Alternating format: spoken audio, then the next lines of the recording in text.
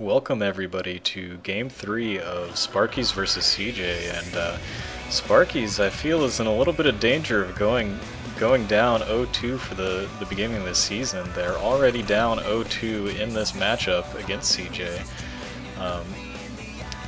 Last game we saw Yark fall to effort and on sort of a failed all-in Zergling push. And now we're going to see another Zerg versus Zerg, and this is going to be HoGiL versus sAviOr. sAviOr, obviously needs no introduction. The man is a living legend. Right around 2006 or so, he was really the person to beat in the StarCraft scene.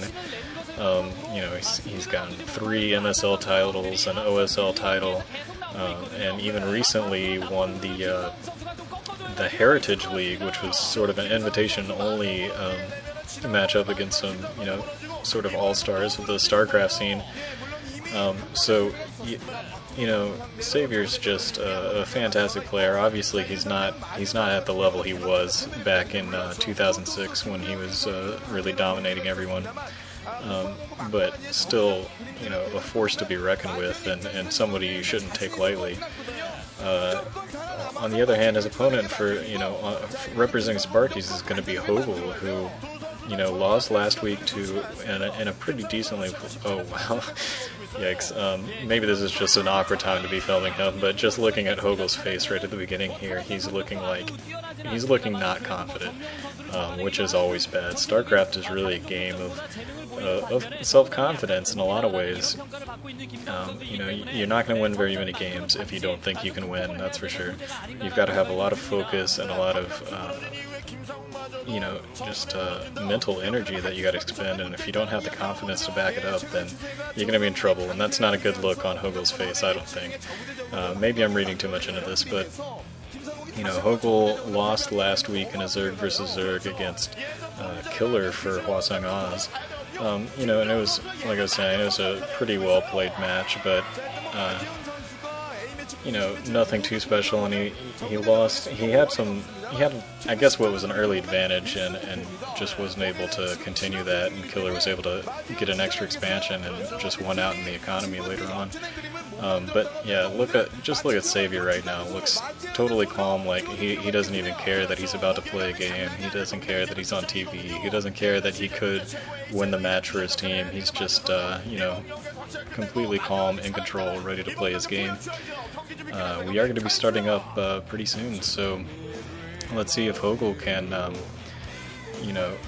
get his act together and really start carrying his weight on the Sparkyz team.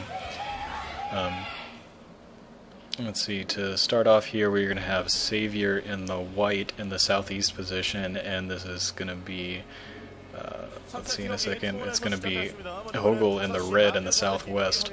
So, Zerg versus Zerg on Fighting Spirit, and I'm actually kind of intrigued that both teams decided to field a Zerg on this map. At least from the game last week, it looks like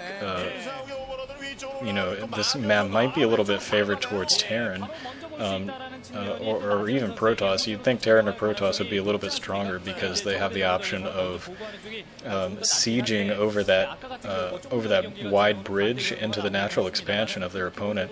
That natural expansion is right there next to the ridge, so siege tanks and even reavers can shoot across there and start damaging any forces that are gathering in front of the natural, or even the buildings at the natural expansion pretty easily. So, like I said, kind of interesting that both chose to field a Zerg on this. It looks like both players are also scouting in the clockwise direction, so that's going to be good for sAviOr and bad for HoGiL, because sAviOr's going to get to HoGil's base right away, and HoGiL is going to be going in the completely wrong direction. I think either way, he's going to see sAviOr's Overlord coming in a little while, so he's going to figure out where sAviOr is and be able to try to react. Looks like both players are also going for a 12 pool. Mirror builds right now. We're going to see who pulls it off the best. Both players putting down a gas at roughly the same time. The sAviOr's a little bit later, but no big deal.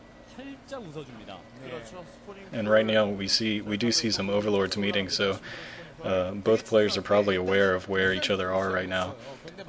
And oh, he might be hiding it, but he looks like HoGiL is posturing to take an expansion, and he is going to do that even though that overlord can see. So he's putting down expansion right now.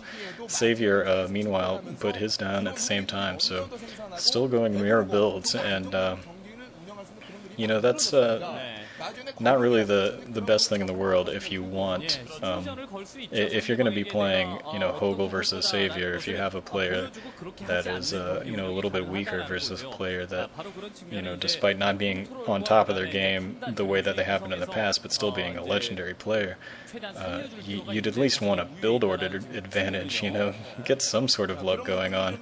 You know, HoGiL, so far, not lucky. We're going to see mirror builds. We'll see who pulls it off. Pulls it off the best, and sAviOr has done this quite a few times. I'm not gonna lie, and it looks like sAviOr is still right around 53% win rate against Zerg, so very solid.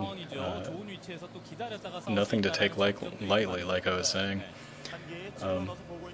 Still, both players posturing a little bit, and this is just, you know, I'm not sure where this is going to go right here. You know, both are teching up, they're both going to get Mutalised, and it's going to be a large Mutalist battle, I guess.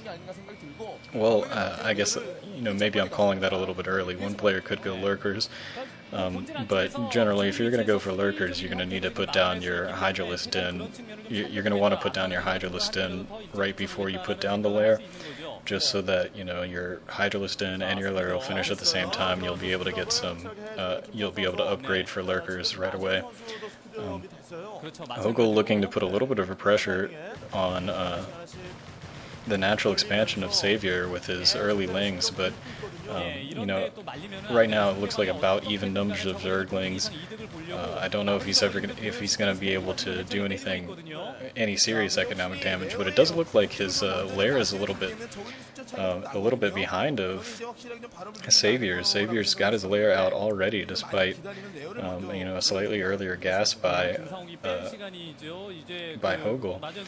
Also, you know, sAviOr putting down his Spire right away while HoGiL is just now finishing his lair, and I don't know if he's going to have his Spire out in time or not, but it looks like he is also putting, he's also going to be sending in a lot of Zergs. Maybe he's doing the same build that Yarnt did, where he's going to end up, you know, deciding that he has a little bit of a Zergling advantage and push in pretty much all in lings. I don't think that's the wisest choice. You know, sAviOr's going to have Mutalisks in the very near future, so if you know, HoGiL doesn't build anything for the air, then he's going to be in the same trouble that Yarnt was in the last game, and it looks like both players have about 2 control groups of Zerglings right now, and the Spire just now getting planted for HoGiL, so his Spire is way behind. Before anything serious happens, though, I think we are going to take a break, and I'll catch you in part 2.